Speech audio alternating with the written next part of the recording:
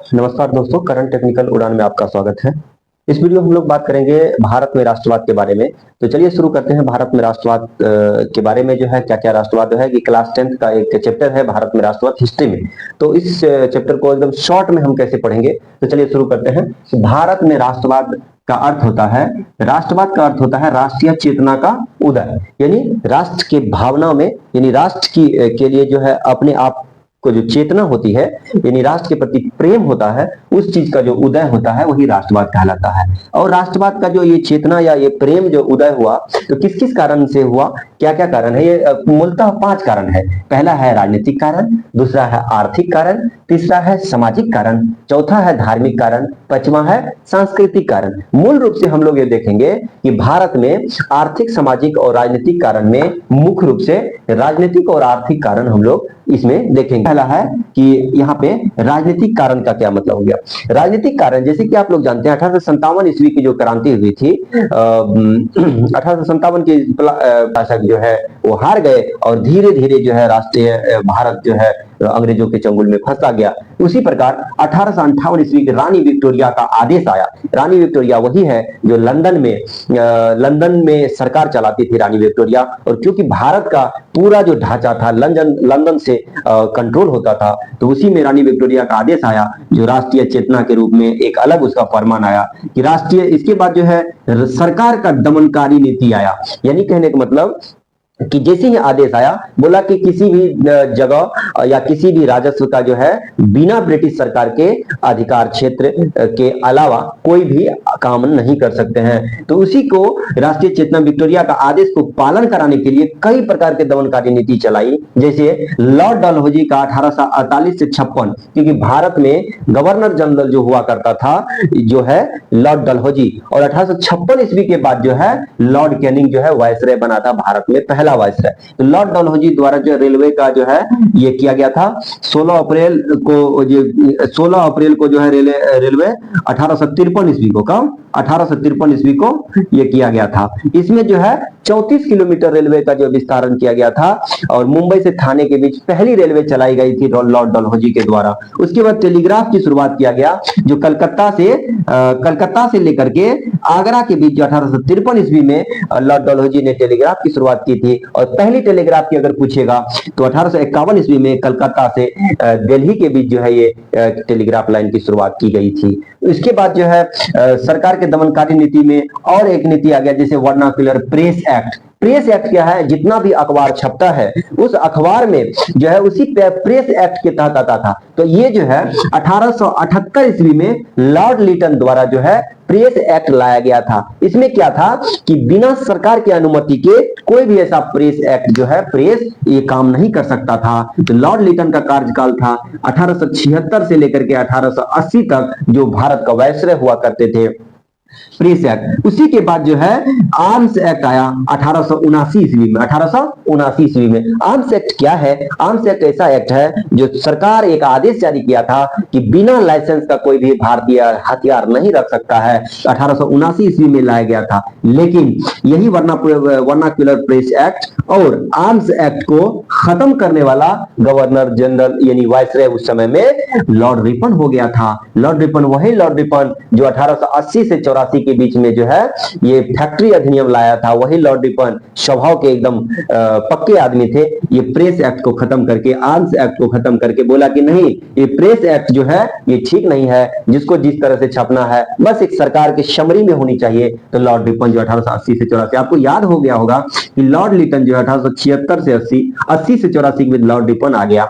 इसके बाद आप यहाँ चलिए, इल्बर्ट बिल 1883 ईस्वी में, ये फौजदारी और मुकदमा सामान्य न्यायालय में, ये इसमें कहा गया है कि इल्बर्ट बिल किसके समय में आया? 1883 का मतलब हो गया लॉर्ड रिपन के काल में आ गया।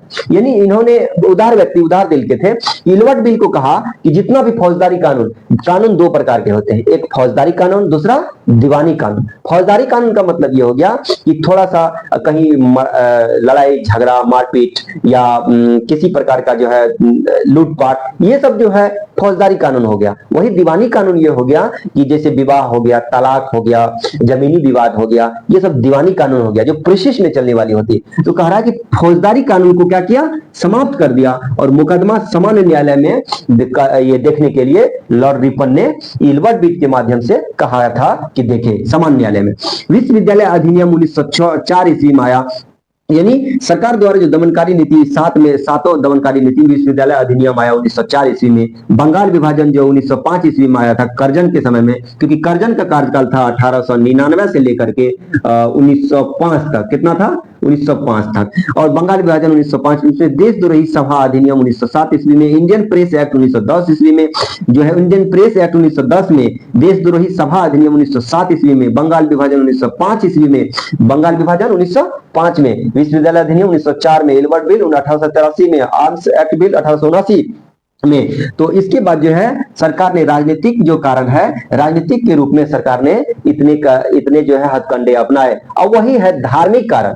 धार्मिक कारण में आपको बता दें, दूसरा यहाँ पे हो गया, दूसरा है आर्थिक कारण। आर्थिक कारण में सबसे बड़ी बात यह है कि 1857 से पहले की कहानी और 1857 के बाद की कहानी। आप जानते हैं कि 1857 से जो पहले कहानी थी पूरे के पूरे चंगुल था ब्रिटिश लोगों के पास, लेकिन 1857 के बाद जो 1857 से पहले जो था वो जो है भारतीय लोगों का जो वर्चस्व था, चाहे चरखा का कपड़ा हो या खादी का कपड़ा हो। लेकिन 1857 के बाद जो परिवर्तन हुआ, जैसे 1857 के बाद जो परिवर्तन हुआ 1882 ईस्वी में जो है सूती वस्त्र पर जो एक अधिनियम लगा दिया गया, और इसमें ये हुआ यहाँ का जो माल जो होता था यानी कपड़ा जो होता था सस्ते हुआ करते थे, यहाँ से इसका रॉ मटेरियल ब्रिटेन ले जाया जाता था और वहां पे ये हो जाता था कि वहां पे और रंग टिप करके एकदम लाल गुलाबी बना करके उसी चीज को यहाँ महंगा बेचा जाता था। वही अधिनियम 1882 ईस्वी में आया था जो सूती कपड़ा पर जो है लगा दिया था, इसलिए भारतीय को बहुत ज्यादा नुकसान भी हुआ।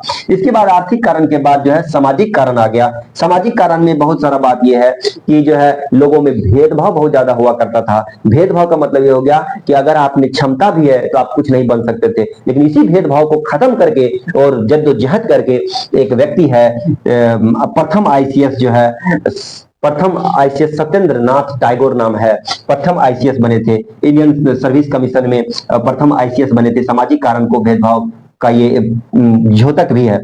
और चौथा कारण है धार्मिक कारण। धार्मिक कारण में धर्म के अनुसार लोगों ने बहुत सारा प्रयास किया कि किसी तरह से इसको अच्छा किया जाए। तो रविन्द्रनाथ टैगोर एक मुख्य रूप से, रविन्द्रनाथ टैगोर धार्मिक कारण में यानी धर्म के रास्ते से लोगों को रास्ते पे लाना रविन्द्रनाथ टैगोर। आर का मतलब रविन्द्रनाथ टैगोर, DN टैगोर का मतलब है देवेंद्र नाथ टैगोर, विद्यासागर यानी ई विद्यासागर, हाँ, ईश्वर चंद्र विद्यासागर, SD सरस्वती, स्वामी दयानंद सरस्वती और आर परमहंस, रामकृष्ण परमहंस जो है, ये सब सभी सामाजिक धार्मिक कारण के द्योतक है, क्योंकि धर्म के आधार पर कोई परिवर्तन या कोई मिशन करने का जो है ये पांचों व्यक्ति है। पहला कौन सा है, आर रविन्द्रनाथ टैगोर, दूसरा है DN देवेंद्र नाथ टैगोर, है ना, देवेंद्र नाथ टैगोर, तीसरा है ईश्वर चंद्र विद्यासागर, चौथा है SD परमहंस सरस्वती, स्वामी दयानंद सरस्वती, और पांचवा है रामकृष्ण परमहंस है।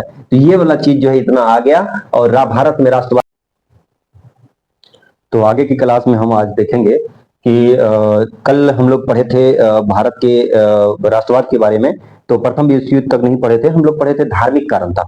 तो धार्मिक कारण में इसके बाद जो है हम आज आगे बढ़ाते हुए, आज इस क्लास को आगे बढ़ाते हुए हम प्रथम विश्व युद्ध की ओर चलेंगे। प्रथम विश्व युद्ध किस तरीके के हुआ, कब से शुरू हुआ, कब खत्म हुआ, उसमें कौन कौन से राष्ट्र हुए, मित्र राष्ट्र हुए, धुरी राष्ट्र हुए, मित्र राष्ट्र में कौन कौन से देश थे, धुरी राष्ट्र में कौन कौन से देश थे, इसके बारे में देखेंगे। इसके बाद देखेंगे कि इस मित्र राष्ट्र के बाद जो है भारत का संबंध क्या हुआ, कि क्या सरकार ने भरोसा दिया था और सरकार भरोसा के बाद जो है छल क्यों किया गया। इसके बाद जो है हम इसी वीडियो में हम देखेंगे भारतीय घटनाक्रम में जो है बाल गंगाधर तिलक और जो है गांधी जी द्वारा जो है असहयोग आंदोलन जो चलाया गया था। इसके बाद जो है इसके बाद रक्षा भार बढ़ गया था। 1915 से 17 के बीच होम रूल आंदोलन चलाया गया था तिलक और एनी बेसेंट के द्वारा। इसके बारे में देखेंगे। गदर पार्टी जो 1913 ईस्वी में आया था उसका इंपैक्ट देखेंगे। लखनऊ अधिवेशन 1916 ईस्वी में आया था, उसका इंपैक्ट देखेंगे। तो कुल मिला के इस वीडियो में इतना बात होने वाली है। चलिए प्रथम विश्व युद्ध के बारे में हम लोग देखते हैं।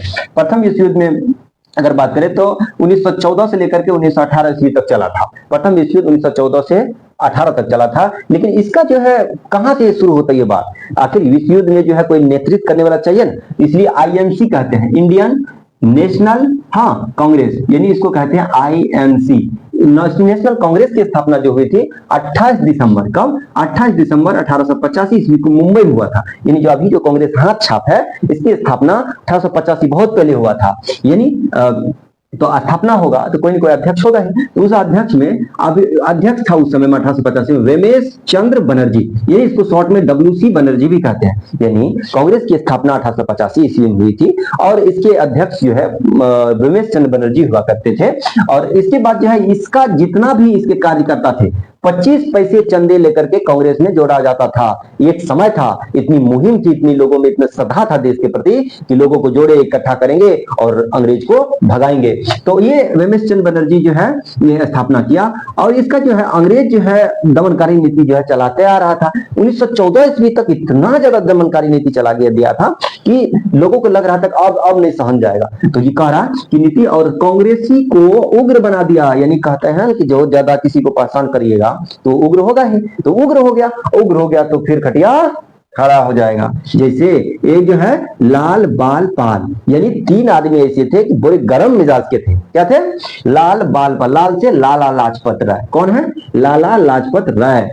दूसरा बाल गंगाधर तिलक और पाल से बिपिन चंद्र पाल। लाल बाल पाल का अर्थ पूछेगा क्वेश्चन में। लाल का अर्थ लाला लाजपत राय, बाल का अर्थ बाल गंगाधर तिलक, पाल का अर्थ बिपिन चंद्र पाल। ये है कि ये लोग जो है गर्म दल के नेता थे। कौन थे? गर्म दल के नेता थे। इन्होंने उग्र हो गया। उग्र होने के बाद जो है बोला कि नहीं, अंग्रेजों की अब नहीं चलेगी। तो उसी समय अंग्रेज को एक काम लगा।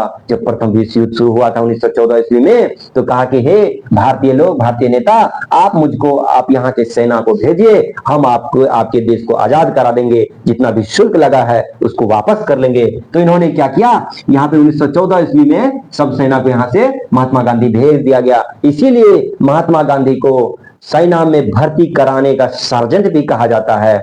सेना में भर्ती कराने का सर्जेंट किसको कहा जाता है? महात्मा गांधी को, याद रखिएगा। तो क्यों विश्व युद्ध हुआ था, आप प्रश्न करिएगा। विश्व युद्ध इसीलिए हुआ था कि 1914 से 18 के बीच में 28 जुलाई 1914 ईस्वी को, कब हुआ था? 28 जुलाई 1914 ईस्वी को प्रथम विश्व युद्ध हुआ था। ये जो है क्यों हुआ था? क्योंकि ऑस्ट्रिया एक देश है, ऑस्ट्रिया द्वारा सर्बिया पर आक्रमण कर दिया था। क्या किया गया? ऑस्ट्रिया द्वारा सर्बिया पर आक्रमण। अब कहिएगा कि सर आक्रमण ऐसे क्यों कर दिया? बताते हैं। आक्रमण इसलिए कर दिया, ऑस्ट्रिया का जो राजकुमार था, उस राजकुमार का नाम था आर्क ड्यूक फर्डिनेंड। ऑस्ट्रिया के राजकुमार आर्क ड्यूक फर्डिनेंड, ये जो है सर्बिया की राजधानी सेराजेवो में उसकी हत्या हो गई थी।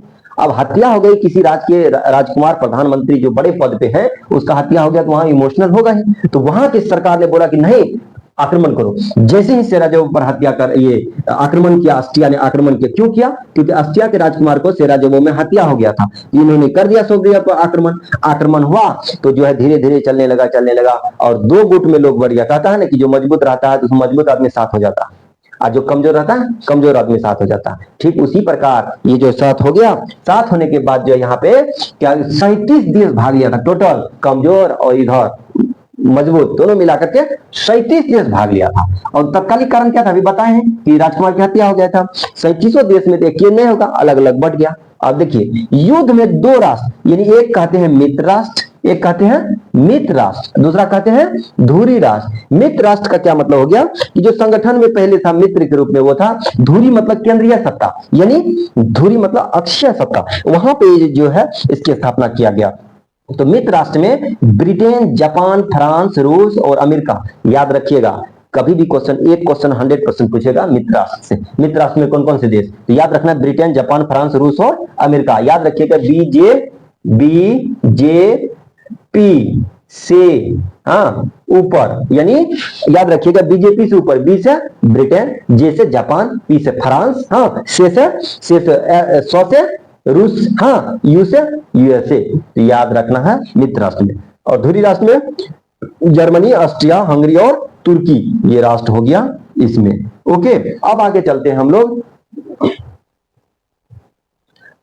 अब आगे हम लोग चलते हैं कि ये जो है अंतर संबंध, भारत का अंतर संबंध कैसा हो गया था। भारत का जो अंतर संबंध हो गया था, आगे मिटा दे इसको, का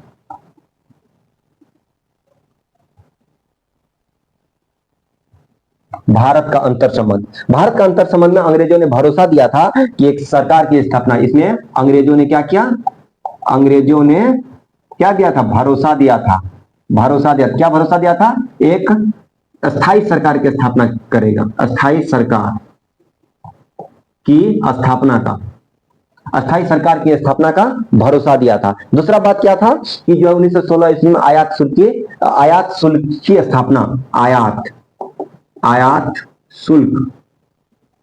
शुल्क लगाया। ये आयात शुल्क लगाएगा तो क्या होगा, देश को मुनाफा होगा। पहला क्या है अंतर संबंध में, पहला है कि अंग्रेज भरोसा दिया था कि जब ब्रिटेन आप सेना को भेजिएगा तो हम जो है सरकार के, अस्थाई सरकार की स्थापना कर देंगे। दूसरा बात बोला क्या कि जितना भी अभी टैक्स नहीं लेते हैं तो टैक्स लेंगे बाहर के सामान पर, आपको फायदा होगा, ये बात बोला था। और इसके बाद ये घटनाक्रम क्या हो गया था, जैसे कि ये 1914 से लेकर के 16 तक, 14 से लेकर के 18 तक का जो घटनाक्रम है, इसी में सबसे ज्यादा घटनाक्रम हुआ।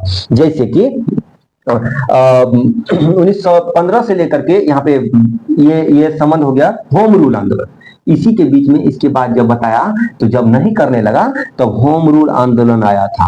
होम रूल ये दो भाग में बटा, कितने भाग में, दो भाग में। पहला भाग है तिलक का, पहला भाग है तिलक का, और दूसरा एनी बेसेंट का, एनी बेसेंट का। तिलक भी 1916 ईस्वी में लाया था और एनी बेसेंट भी 1916 ईस्वी में लाया था।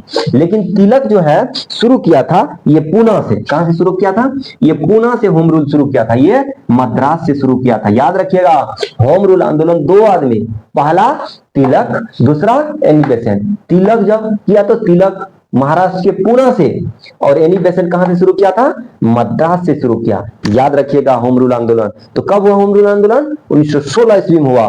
किसने किया, दो आदमी किया। कौन कौन किया, एक तिलक किया, बाल गंगाधर तिलक, और दूसरा एनी बेसेंट किया। एनी बेसेंट की अगर बात करें तो मद्रास से, और तिलक की बात करें तो पूना से किया गया, शुरू किया गया। लेकिन बाल गंगाधर तिलक की जो ये स्थापना हुआ था, ये दो पत्रिका की स्थापना, ये मराठा पत्रिका भी था, एक था केसरी पत्रिका, मराठा और केसरी। बाल गंगाधर तिलक का पत्रिका था, दो पत्रिका, एक है मराठा, दूसरा केसरी। मराठा जो है ये अंग्रेजी में छपता था, क्या चीज, अंग्रेजी में। केसरी जो है ये मराठा में छपता था। याद रखिएगा मराठा जो पत्रिका है, यहां लिखिएगा पत्रिका, पत्रिका ये मराठा अंग्रेजी में छपता था, केसरी पत्रिका किसमें छपता था, ये मराठा में। पत्रिका समझते हैं, पत्रिका का मतलब ये होगा कि हम लोग जो पत्रिका समाचार पत्र पढ़ते हैं दो ठो, एक है मराठा, दूसरा है केसरी। मराठा जो नाम दिया गया था वो मराठा में नहीं था, अंग्रेजी में था। केसरी जो नाम दिया गया वो मराठा भाषा में छपता था। इसके बाद जो है आगे चलते हैं, इसका जो सचिव था, यानी मद्रास एनी बेसेंट जो यहां से शुरू किया था होम रूल, इसका सचिव था जॉर्ज अरुणडेल। क्या नाम है, जॉर्ज अरुणडेल। इसके बाद चलते हैं गदर पार्टी के बारे में। गदर पार्टी एकदम फास्ट पढ़ना है। गदर पार्टी की स्थापना 1913 ईस्वी में। कब हुआ, 1913 ईस्वी में। इसके प्रथम जो है अध्यक्ष थे कौन थे, सोहन सिंह भाखना। अध्यक्ष कौन थे, अध्यक्ष थे सोहन सिंह भाखना, सोहन सिंह भाखना, सोहन सिंह भाखना। इसके बाद जो है कोषाध्यक्ष था काशीराम, कोषाध्यक्ष, कोषाध्यक्ष याद रखना सबके, काशी राम। कोषाध्यक्ष कौन है, काशीराम, कोषाध्यक्ष काशीराम। इसके बाद जो है इसमें जो अखबार छपता था उर्दू में छपता था, और कहता था कि इसके ऊपर लिखा रहता था अंग्रेजी राज का कच्चा चिट्ठा, अंग्रेजी राज का कच्चा चिट्ठा, अंग्रेजी राज का कच्चा चिट्ठा। गदर पार्टी की स्थापना, गदर जो है पार्टी की स्थापना 1913 ईस्वी में। इसके अध्यक्ष थे सोहन सिंह भाखना, कोषाध्यक्ष काशीराम, और जो है इस गदर पार्टी जो ये छपता जो था, इसका ऊपर में लिखा था अंग्रेजी राज का कच्चा चिट्ठा। तो इसके बाद जो है आगे चलते हैं, ये तीसरा हो गया। इसके बाद चलते हैं हम लोग किस पर चलेंगे, लखनऊ अधिवेशन में, है ना। लखनऊ अधिवेशन में देख लेते हैं क्या है लखनऊ अधिवेशन। लखनऊ अधिवेशन देखते हैं 4 नंबर में, लखनऊ अधिवेशन। लखनऊ अधिवेशन हुआ था 1916 ईस्वी में। कब हुआ था, 1916 ईस्वी में। ये जो है लखनऊ अधिवेशन में, जो सूरत अधिवेशन में 1907 ईस्वी में नरम दल और गरम दल बंटवारा हो गया था, जिसमें बताए थे बिपिन चंद्र पाल, लाला लाजपत राय, बाल गंगाधर तिलक गरम नेता थे। उन्होंने साथ में सूरत अधिवेशन में उन्होंने अलग अलग गुट बना लिया, लेकिन 1916 में लखनऊ अधिवेशन, चलो कहते हैं ना विवाद हो जाता है घर में, तो चलो एक साथ साथ तो साथ हो गया। इसमें क्या हुआ था, नरम दल और गरम दल एक साथ हो गया था। क्या हो गया था, एक साथ हो गया था। नरम दल और गरम दल क्या हुआ था, एक साथ हो गया था। कांग्रेस और मुस्लिम लीग के इसी में हुआ था समझौता, कांग्रेस प्लस मुस्लिम लीग एक साथ आया था। इसके बाद जो है इसी में 1900 लखनऊ अधिवेशन में बीज बोया गया था चंपारण आंदोलन का।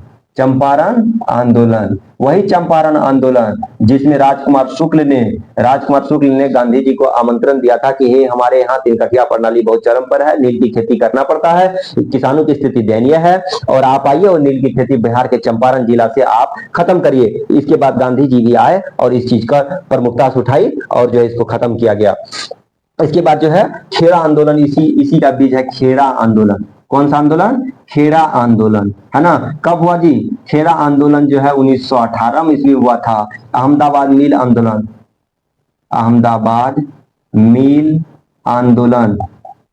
अहमदाबाद मिल आंदोलन 1918 ईस्वी में हुआ था। ये मिल आंदोलन इसलिए हुआ था कि मजदूरों को नहीं दिया जाता था तनख्वाह, इसलिए हुआ था। खेड़ा आंदोलन जो है 1918 ईस्वी में हुआ था।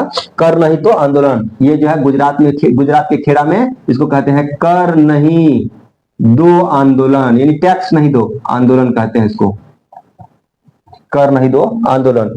इतना चीज प्रथम विश्व युद्ध के बीच में, क्योंकि 18 तक चला था, इतना ही। अब यहीं से बात, इसका परिणाम क्या लिखा ना, प्रथम विश्व युद्ध का परिणाम क्या निकला।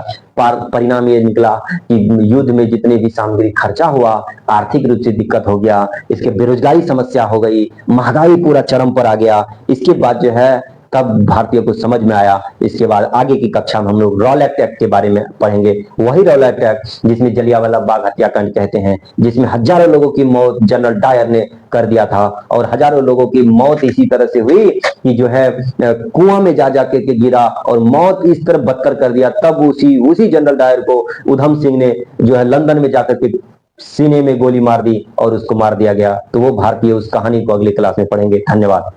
और जाते जाते एक बात बोलेंगे, इस वीडियो को जरूर आप लोग एक दूसरे को शेयर करें, और सबका एक दायित्व है कि कम से कम 5 सब्सक्राइब जो है आप लोग अपनी जिम्मेवारी पर करवाएं। धन्यवाद। हमें उम्मीद